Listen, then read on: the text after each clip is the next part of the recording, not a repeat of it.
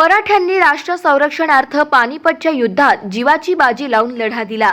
या युद्धाच्या शौर्य स्मारकासाठी महाराष्ट्र शासन सर्वतोपरी सहकार्य करेल अशी ग्वाही मुख्यमंत्री देवेंद्र फडणवीस यांनी आज पानिपत येथे दिली।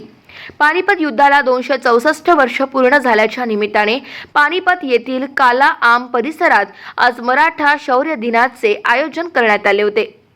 मराठा वीर योद्धांना अभिवादन करण्यासाठी गत 19 वर्षापासून पानिपत शौर्य समितीच्या वतीने या कार्यक्रमाचे आयोजन केले जाते।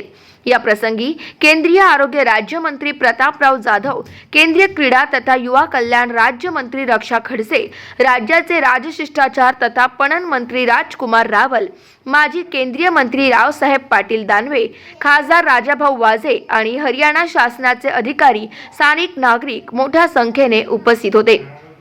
मुख्यमंत्री फडणवीस म्हणाले की या युद्ध मोहिमेतून त्या काळी बरेच काही शिकता आले। त्यानंतर झालेल्या अनेक मोहिमा मराठ्यांनी जिंकलाच नाही तर अटकेपर्यंत झेंडा फडकवला।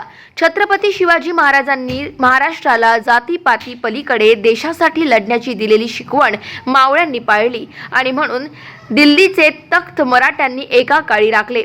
ही एकीची शिकवण कायम ठेवून विकसित महाराष्ट्र आणि भारत घडवूया असेही ते म्हणाले।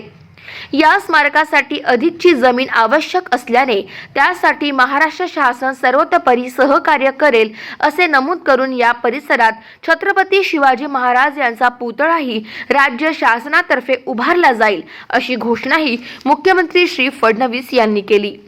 गाव माझा न्यूज करिता बाबूराव वाघमारे, मुखेड, नांदेड।